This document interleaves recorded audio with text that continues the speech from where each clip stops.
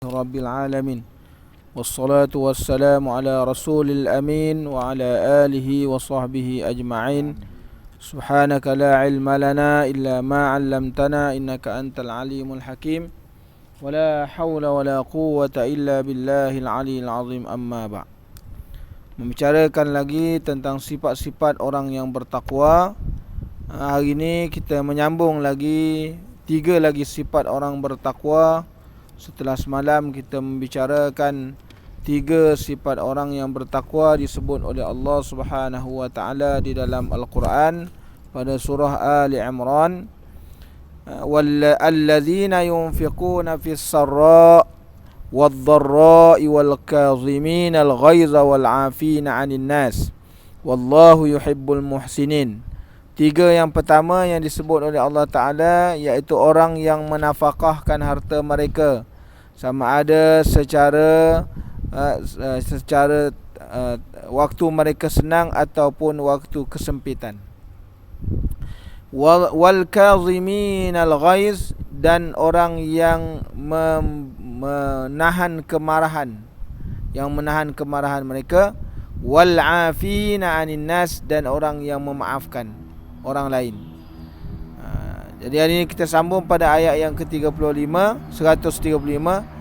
Walladzina idza fa'alu fahishatan aw zalamu anfusahum zakarullaha fastaghfaru lidhunubihim wa man yaghfiru dzunuba illa Allah walam yusirru ala ma fa'alu wa hum ya'lamun. Sifat orang yang bertakwa yang keempat disebut oleh Allah Ta'ala, walladzina idza fa'alu fahishatan aw zalamu anfusahum zakarullah, iaitu orang yang apabila mereka melakukan perkara-perkara keji, fahisyah, au zalamu, atau menzalimi diri mereka, anfusahum zakarullah, mereka ingat kepada Allah Ta'ala. Jadi sifat orang bertakwa bila dia ni melakukan perkara keji, perkara mungkar, perkara-perkara yang tidak elok, perkara-perkara yang dimurkai oleh Allah, ataupun mereka menzalimi diri mereka sendiri, au zalamu anfusahum, mereka menzalimi diri mereka atau menzalimi orang lain, kan? Zakarullah, mereka ingat kepada Allah. Ada orang buat dosa dia tak rasa, dia maknanya tak pernah ingat kepada Allah. Ada buat dosa dia rasa lazat, seolah-olah dosa tu tak memberi apa-apa kesan kepada dia. Jadi maknanya ada orang yang buat dosa lalu dia ingat, tinggal semayang dia rasa satu kesalahan. Ada orang meninggalkan semayang tak ada apa pun rasa, dia tak rasa apa-apa. Ada orang yang tak mengaji, tak ada apa pun. Tak baca surat khabar, berdosa. Kan? Rasa kalau tak dapat baca surat khabar tu macam dunia ni terbalik habis, kan? Tapi kalau tak baca Quran, relax brother, relax bro, kan?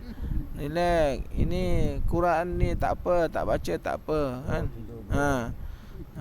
Jadi maknanya Quran kalau tak baca, tak ada apa kesan, tak memberi kesan apa-apa pada diri dia, kan? Tapi kalau tak baca surat khabar, tak baca Facebook, tak baca WhatsApp, Instagram, tak dibaca setiap hari, macam berdosa besar, kan? Salam je Instagram, salam je Facebook, kan? Assalamualaikum Facebook, Assalamualaikum Instagram, tak adalah nak zikrullah dan sebagainya. Jadi maknanya orang yang melakukan kemungkaran atau fahisyah, perkara-perkara keji, ataupun yang menzalimi anfusihim, akan diri mereka, mereka ingat kepada Allah. Ni dah berapa hari kita Syawal, tak puasa lagi, tak ada rasa apa-apa pun, kan? Dia kata yang sebulan tu kira okey lah tu, tak ada rasa apa-apa. Kau dah puasa 6? Tak ada. Lama lagi, dia kata, lama lagi nak puasa, Syawal masih banyak lagi, dia kata. Tak ada rasa-rasa nak bersegera ke, takut bimbang habis Syawal, takut tak sempat puasa 6. Sedangkan Rasulullah sallallahu alaihi wasallam bersabda, dia kata, man shara Ramadan summa atba'u sitta min Syawal kasumu dahri. Orang puasa Ramadan kemudian diikuti 6 hari dengan Syawal, seperti mana puasa setahun. Dia tak rasa apa-apa pun. Relax je. Dia tak rasa macam puasa tu mendesak dia, kan? Jadi ini dia. Yang keempatnya, fastaghfaru li dzunubihim. Orang yang meminta ampun dengan dosa yang dilakukan. Makna memohon keampunan daripada dosa. Buat dosa, cepat-cepat minta ampun kepada Allah Subhanahu wa taala. Ada orang buat dosa tak ada, dia bertangguh-tangguh. Dia bertangguh-tangguh dalam memohon keampunan. Rasulullah sallallahu alaihi wasallam yang maknanya sunyi dia daripada dosa, tak maknanya melakukan dosa kepada Allah Subhanahu wa taala kerana dosanya telah diampunkan oleh Allah taala, dah diampunkan yang dahulu dan yang akan datang, pun masih lagi beristighfar dan bertaubat kepada Allah Subhanahu wa taala tidak kurang daripada 70 kali sehari. Jadi kita ni yang banyak dosa, relax aja, buat dosa tak pernah. Sekurang-kurangnya istighfar, astaghfirullah, sekurang-kurangnya. Itu yang paling pendek yang dibaca oleh baginda Rasulullah sallallahu alaihi wasallam setiap kali lepas sembahyang, astaghfirullah. Tak dibaca panjang. Sebab Rasulullah tahu umat-umatnya kalau dibaca panjang takut tak baca. Maka dia ajar yang pendek. Kerana ada orang yang mampu buat yang lain, astaghfirullahalazim allazi la ilaha illa huwal hayyul qayyum. Maka ada orang yang imannya kuat, maka bertambah dia punya lafaz dia.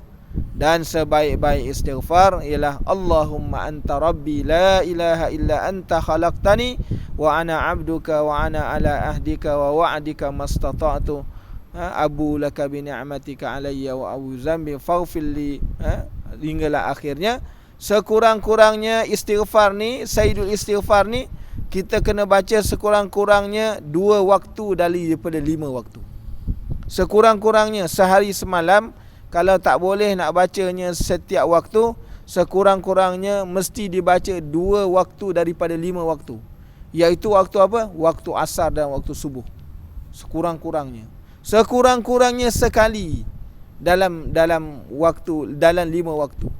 Makna jangan sampai tak baca langsung. Istighfar yang lain tu dibaca, tapi penghulu istighfar ini disebut dengan nama sayyidul istighfar. Sekurang-kurangnya dibaca 2 waktu daripada 5. Waktunya bila? Waktu maknanya petang dan waktu pagi, kan, waktu subuh. Dibaca sekurang-kurangnya sekali. Jangan sampai tak baca langsung. Kerana itu disebutkan. Jadi baca penghulu istighfar. Kerana apa? Bila orang beristighfar, maka Allah Ta'ala membukakan jalan keluar bagi segala masalah. Orang beristighfar, orang rajin beristighfar, lagi banyak beristighfar, Allah Ta'ala tunjuk jalan keluar daripada masalah. Kemudian orang yang beristighfar, Allah Ta'ala membukakan kelapangan hati. Allah Ta'ala buka lapang hati. Rajin beristighfar, maka Allah Ta'ala lapangkan hati dia.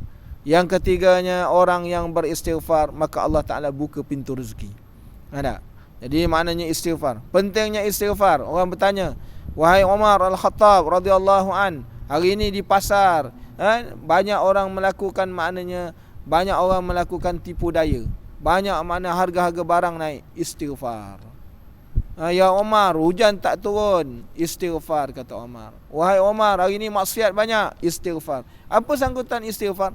Kerana ni 3 perkara. Orang yang beristighfar, Allah Ta'ala beri 3 perkara. Yang pertama, diberikan jalan keluar bagi masalah. Yang keduanya, dilapangkan hati daripada kesempitan. Yang ketiganya, dibukakan pintu rezeki. Ni kelebihan orang beristighfar.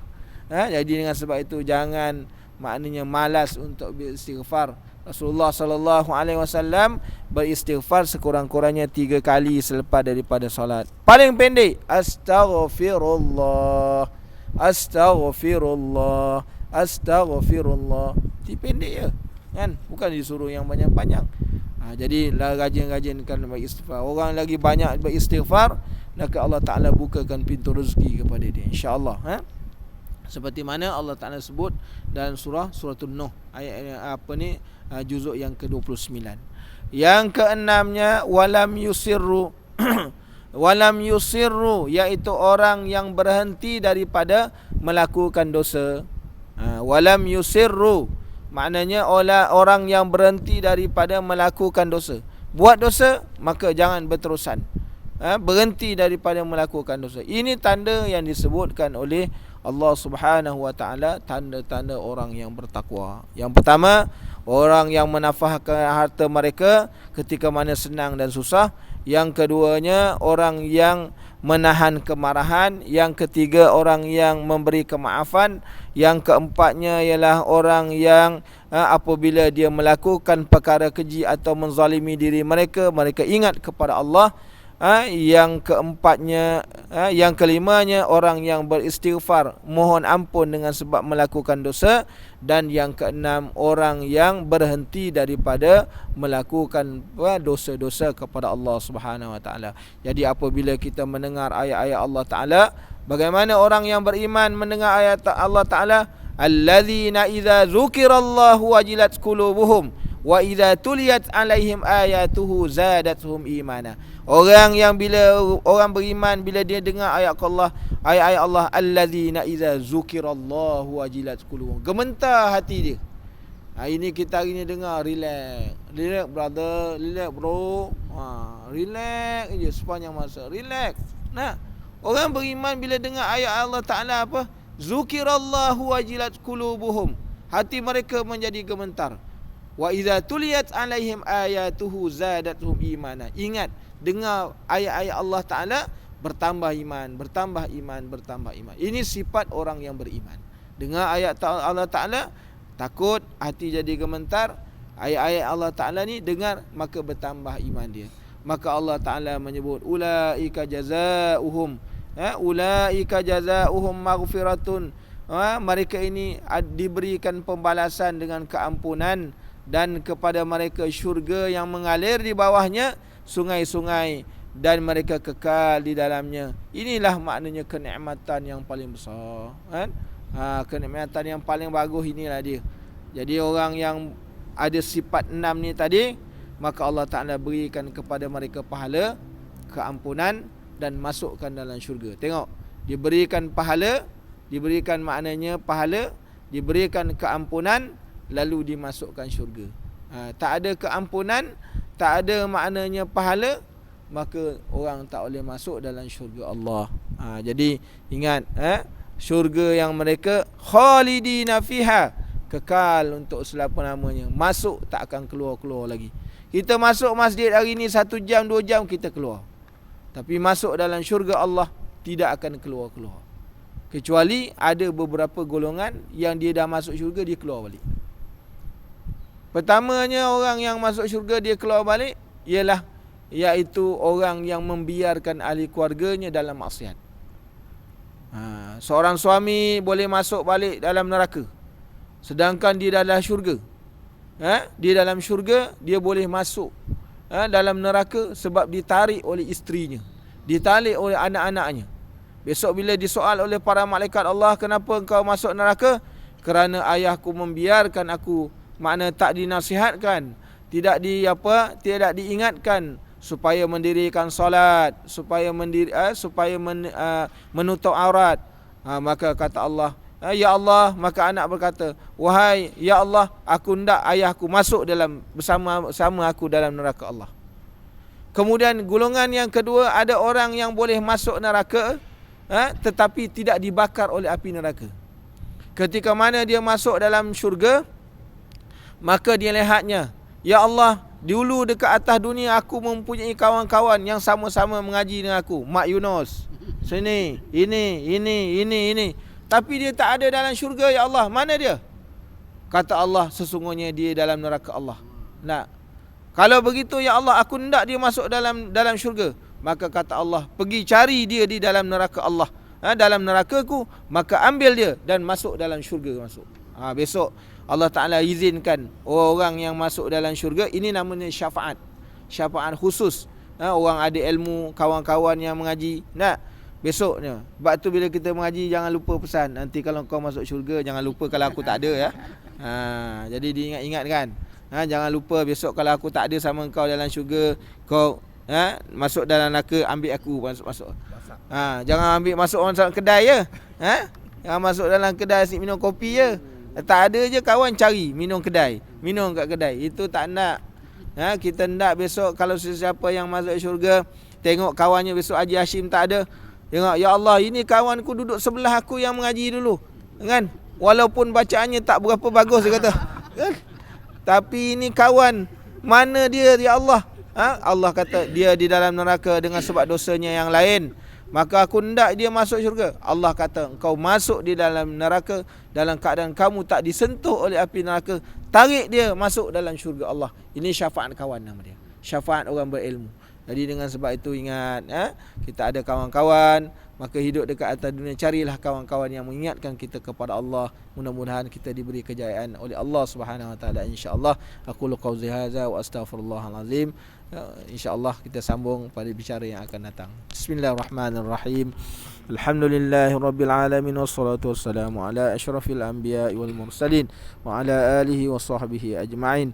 Allahumma arhamna bil Qur'an waj'alhu lana imaman wa nuran wa hudan wa rahmah. Allahumma zakirna minhu ma nusina wa 'allimna minhu ma jahilna warzuqna tilawatahu ana al-layli wa atrafan nahar waj'alhu lana hujjatan ya rabbal alamin. Allahumma zayyinna bi zinatil Qur'an wa akrimna bi karamatil Qur'an wa albisna bi khil'atil Qur'an wa adkhilna al-jannata bi syafa'atil Qur'an wa afina min kulli bala'i dunya wa azabil akhirati bi hurmatil Qur'an. Allahumma ja'alna min ahli al-Qur'an wallahu min wara'ihim muhit bal huwa Qur'anun majid fi lawhin mahfuz. Bismillahi syafi, bismillahil kafi, bismillahil ma'afi, bismillahil ladzi la yadurru ma'a ismihi syai'un fil ardi wa la fis sama'i wa huwas sami'un 'alim. لا إله إلا الله العظيم الحليم. لا إله إلا الله رب العرش العظيم. لا إله إلا الله رب السماوات ورب الأرض ورب العرش الكريم.